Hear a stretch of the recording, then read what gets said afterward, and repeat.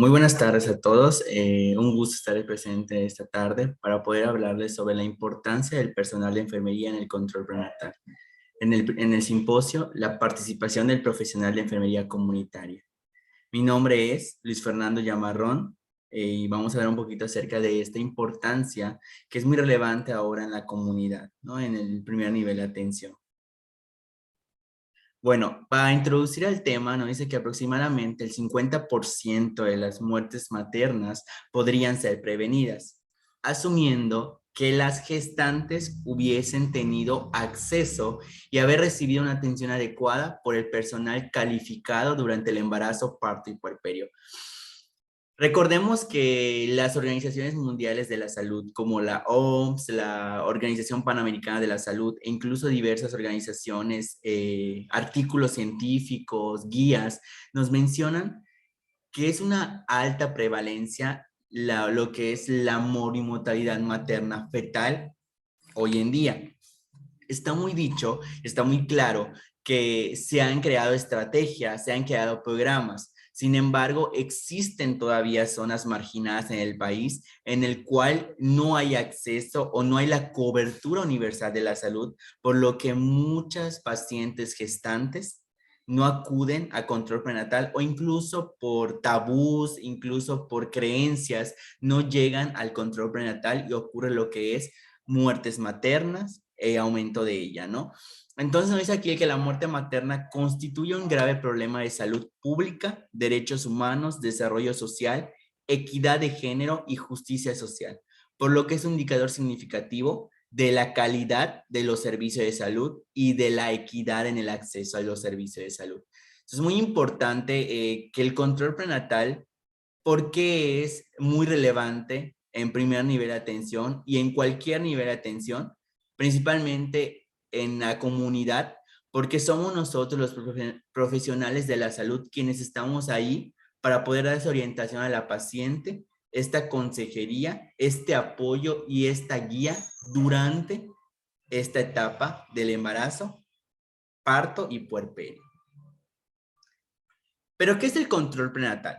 Bueno, el control prenatal se define como todas las acciones o procedimientos sistemáticos, periódicos, destinados a la prevención, diagnóstico, tratamiento de los factores que pueden condicionar la morbilidad y mortalidad materna perinatal. ¿Ok? Entonces recordemos que la palabra control es llevar un seguimiento, es realizar acciones, que aquí no dicen, ¿no? Principalmente de manera continua, de manera sistemática, de manera precoz, de manera intermitente o periódica. Esto únicamente la vamos a realizar y nos dice la norma oficial 007, nos lo dice la Organización Mundial de la Salud, nos lo dice la Organización Panamericana de la Salud, que es muy importante realizar este control prenatal para que nosotros podamos visualizar el riesgo que tiene la madre en este caso o la embarazada de tener una incidencia de morbimortalidad durante el embarazo, durante el parto o la etapa de puerperio. Para ello, tenemos que dar una adecuada atención prenatal. La atención prenatal se define como la serie de contactos, entrevistas o visitas programadas de la mujer gestante, que tiene como objetivo la vigilancia de la evolución del embarazo, al tiempo que se obtiene una adecuada preparación para el parto e información útil para el cuidado de recién nacido. Bueno, aquellas personas que se encuentren trabajando o laborando en el primer nivel de atención o en los centros de salud urbano recordarán o conocerán los formatos que tenemos para poder dar esa serie de entrevistas a la paciente. Recordemos que el control prenatal debe empezar en las primeras 12 semanas de gestación o antes de las 12 semanas de gestación, con la confirmación del embarazo, ¿no? Se le abre su expediente, su historia clínica. Entonces, tenemos un paquete garantizado en el cual tenemos las acciones que debemos cumplir con la paciente en su primera consulta prenatal y en las consultas subsecuentes. Por eso es importante que cuando las embarazadas acuden al primer nivel de atención y nosotros estemos como responsables, verifiquemos que se estén realizando las actividades correctamente de acuerdo a la semana de gestación. Pero ¿qué dice la norma 007 SSA2 2016 para la atención de la mujer durante el embarazo, parto y puerperio y de la persona o de recién nacido? Bueno, en la norma 007 nos indica cómo se deben realizar los procedimientos y las definiciones para llevar a cabo un adecuado control prenatal. Nos dice que el embarazo tiene una duración de 280 días contados a partir del primero después de la última menstruación. Es decir, que debe ser 40 semanas para poder determinar o llevar este control prenatal durante el embarazo.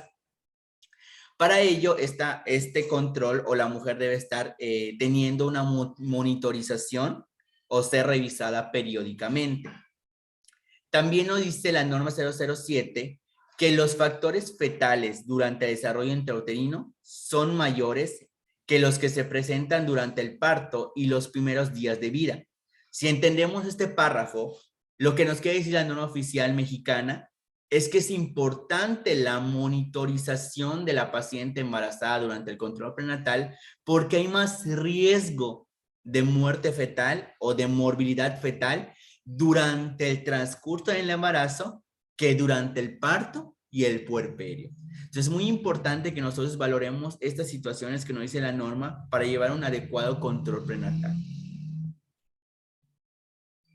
Bueno, aquí nos dice también la norma que la unidad de salud debe promover que la embarazada de bajo riesgo reciba como mínimo 5 consultas prenatales, preferentemente en las primeras 12 semanas de gestación y atendiendo el siguiente esquema.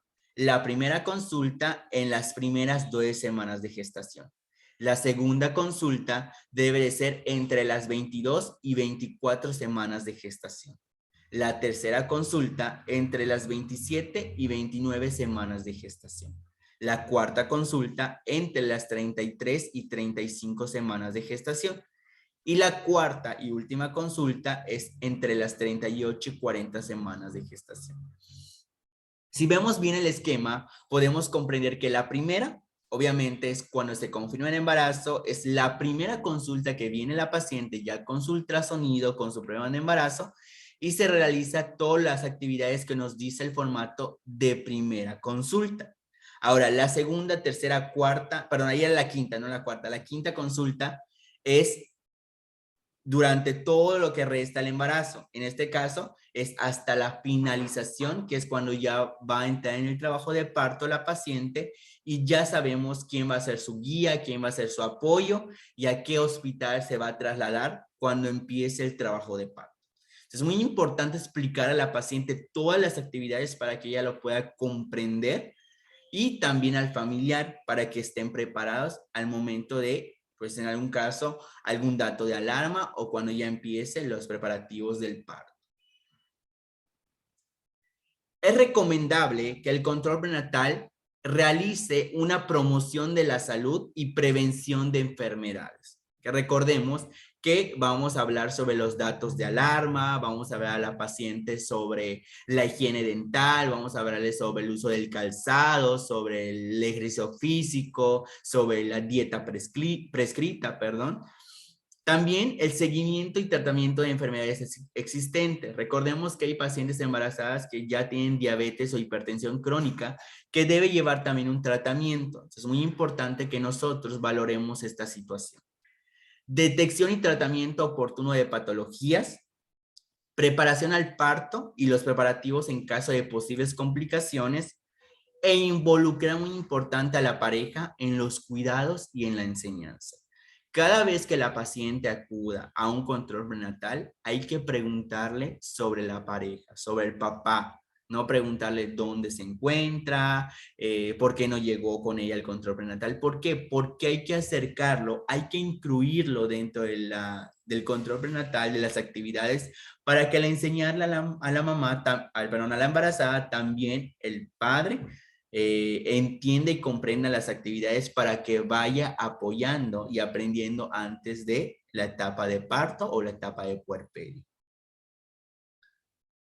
¿Qué actividades debemos realizar o se deben realizar en el control prenatal? Pues la historia clínica. Recordemos que cuando llega la paciente por primera vez, se realiza una historia clínica detalladamente y eso lo hace el médico.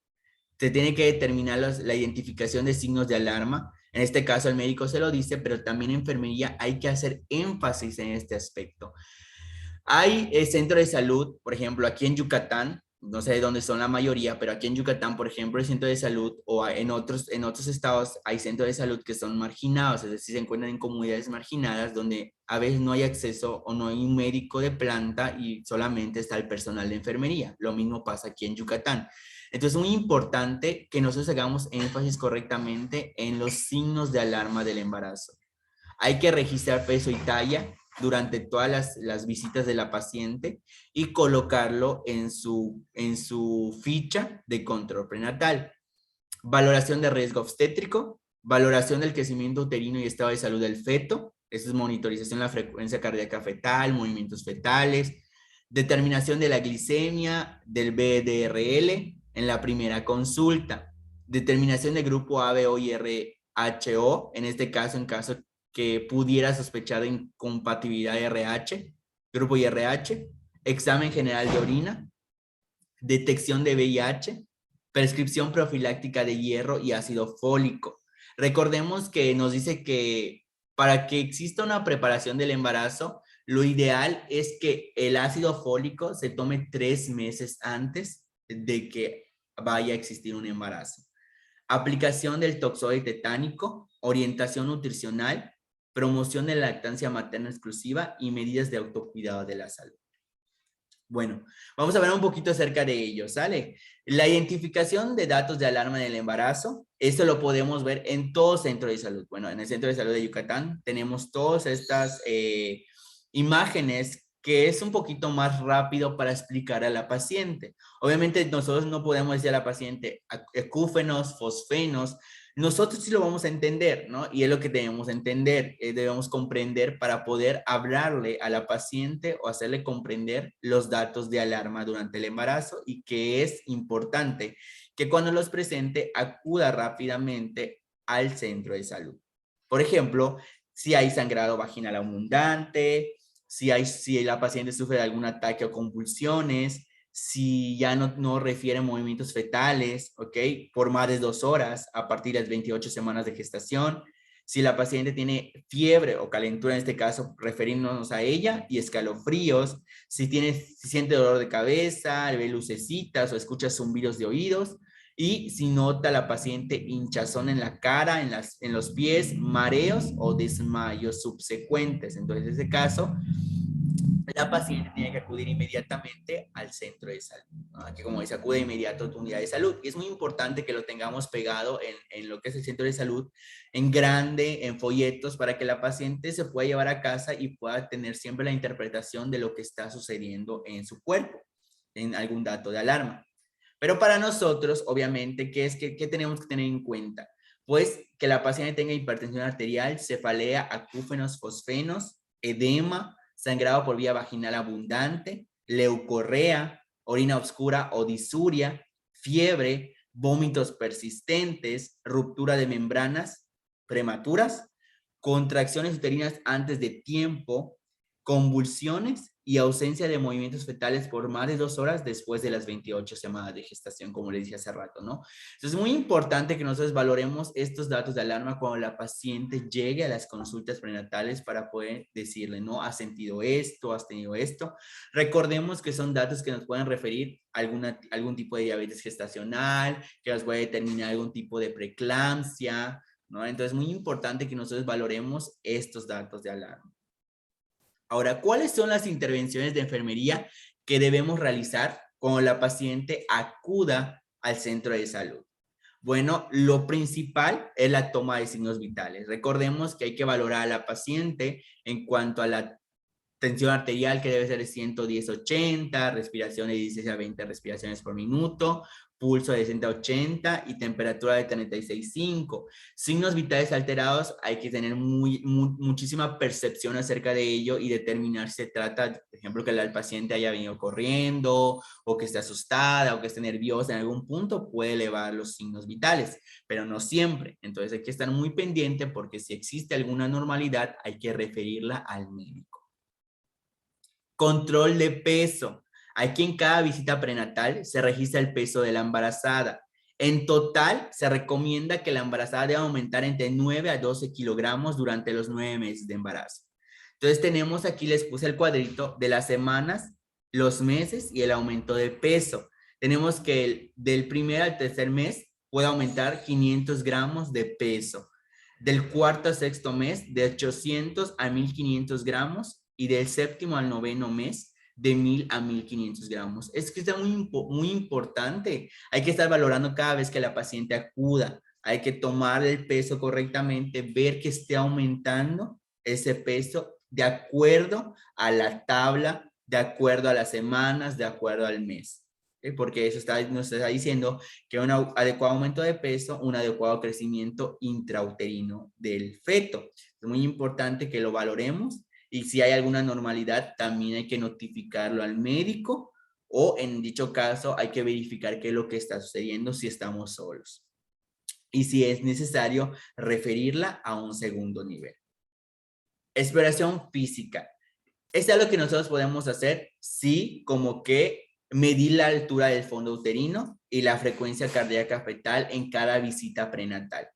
Recordemos cómo vamos a medir. Para poder medir la altura del fondo uterino, deberemos conocer la fecha probable de parto. Esto se puede calcular usando la regla de Nagel. ¿Sale? La regla de Nagel podemos usarla para poder calcular aproximadamente la fecha probable de parto, ¿ok? En este caso, pues solamente es aumentarle 7 días a su última fecha de menstruación, 7 días, y restarle 3 meses. Entonces, lo que nos dé es la fecha probable de parto. Entonces, ya una vez determinada la fecha probable de parto, nosotros podemos determinar la altura del fondo uterino con una cinta métrica, así como lo vemos en la foto, en la imagen. Colocando el 0 sobre el borde superior de la sínfisis del pubis, con la otra mano se lleva la cinta hasta el punto central del fondo uterino. Entonces, así correctamente, al medir la altura del fondo uterino, vamos a medir en centímetros y vamos a ver que concuerde con esta tabla, de acuerdo a las semanas, de acuerdo a los meses, la altura del fondo uterino en centímetros. Entonces, también existe una tabla y eso lo podemos tener nosotros en primer nivel. No lo tiene que tener el médico, no solo el médico puede saber cuánto es la medición de altura uterina, también nosotros como personal de enfermería, les vuelvo a repetir, si no existe un médico, somos nosotros quienes vamos a realizar la medición de la altura uterina y ver que exista un crecimiento adecuado intrauterino del feto. Entonces, valorando esto, vamos a verificar que esté en 0 centímetros a los 2 meses, 4 centímetros a los 3 meses, 8 centímetros a los 4 meses, y así consecutivamente valorando la altura uterina. Exploración física, verificar movimientos fetales a partir del 5º mes, ¿ok? Y esto es preguntar a la paciente, ¿sientes que se mueve tu bebé? Sí, he sentido que ya escuchan que dicen, sí, patea mi bebé, se mueve de un lado para otro, está inquieto, entonces es algo normal. Y con ello también vamos a verificar la frecuencia cardíaca fetal, que a partir del 6º mes lo vamos a verificar porque ya es audible, porque antes es inaudible. Ya es audible, podemos verificarlo a través del PINAR, que nosotros lo tenemos mayormente en el primer nivel, o a través de un Doppler, que también lo tenemos en primer nivel. Bueno, en este caso, en el primer nivel, donde me encuentro, sí se puede, tenemos un Doppler y tenemos el PINAR, entonces cualquiera de los dos monitorizamos a la paciente, auscultando la frecuencia cardíaca fetal y que esté en cuenta entre 120 a 160 latidos por minuto. Si hay una bradicardia fetal, si hay una situación relacionada con la frecuencia cardíaca fetal, hay que notificarlo inmediatamente al médico o en su caso, si no hay médico, hay que referirla a un segundo nivel para verificar qué es lo que está sucediendo. También en exploración física hacemos las maniobras de Leopold. Recordemos, son 4 maniobras de Leopold. La primera evalúa la altura del fondo uterino.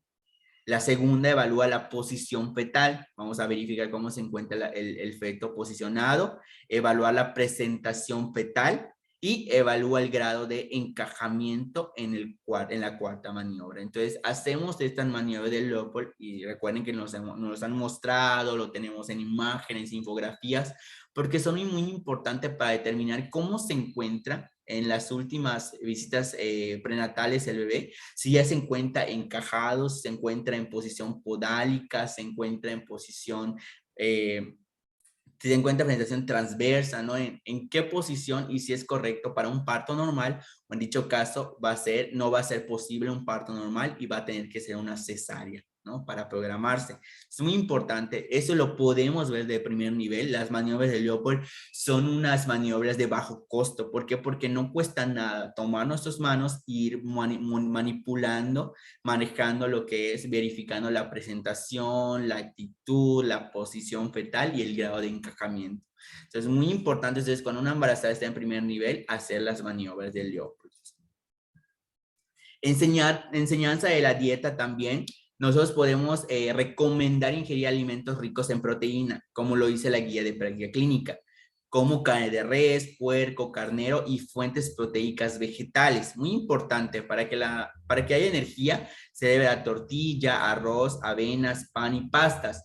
Muy importante, muy importante. Si en algún caso la paciente embarazada tiene estreñimiento, hay que limitar también lo que son pastas, pan, tortilla. O sea, es tener o conocer, muy importante, la situación de la paciente embarazada. ¿Qué le podemos dar y qué no le podemos dar, pero que esté dentro de la dieta que puede consumir, ¿no? Para proteínas, frijol, lenteja, pescados, huevo, calcio, leche, acelgas, verdolagas, al igual que leche, huevo, vitamina C, naranja, limón, toronja, vitamina A, zanahorias, espinaca y papaya. Y obviamente la prescripción de hierro oral, 200 miligramos 3 veces al día.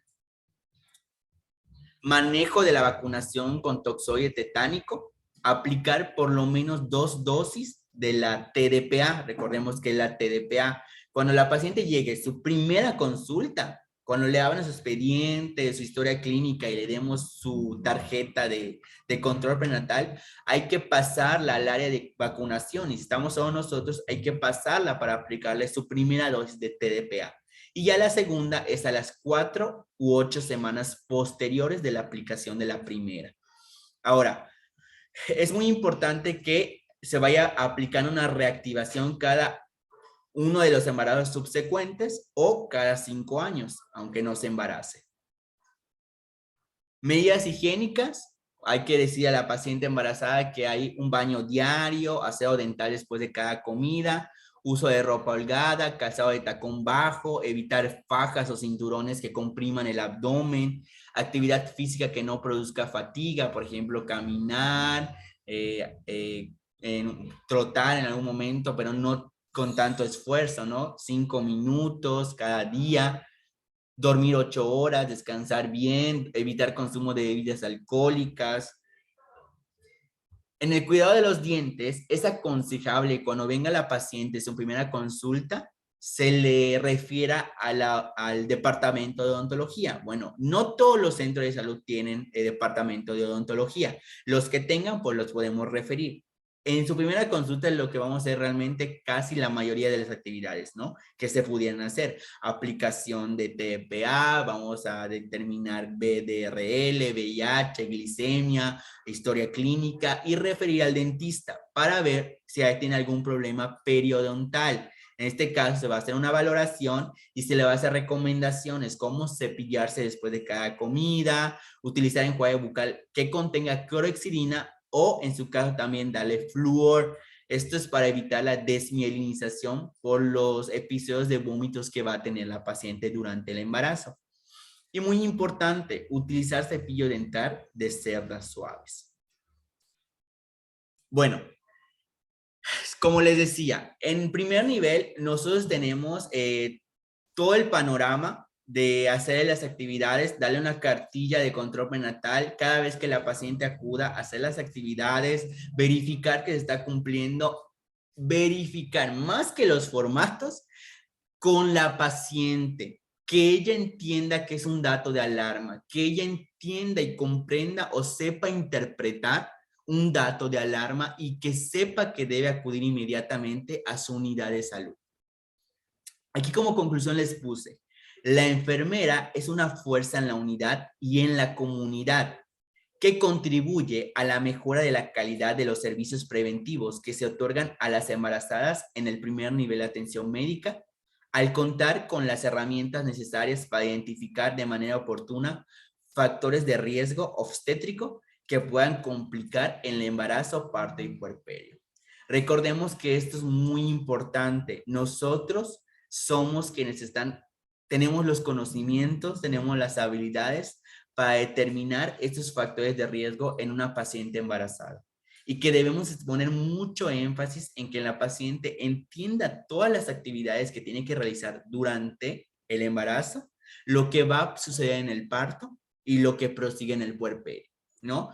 Aquí en este caso, ¿qué temas más podemos emplear y que no les coloqué? Por ejemplo, la lactancia materna. La lactancia materna es muy importante ahora y que nosotros tenemos que también estar ahí con la paciente enseñando de la posición, cómo, buscando un muñeco, que tengamos un muñeco en el centro de salud y mostrarle cómo le va a hacer cuando nazca su bebé, ¿no? Porque luego pasa que vienen en el parto, perdón, en el periodo de puerperio y no saben cómo, son mamás primerizas que no saben cómo sostener al recién nacido para colocarlo en la posición en la cual va a tomar leche y pues se complica, ¿no? Entonces es muy importante que nosotros fomentemos la lactancia materna exclusiva y enseñemos las técnicas correctas de agarre de recién nacido para la succión.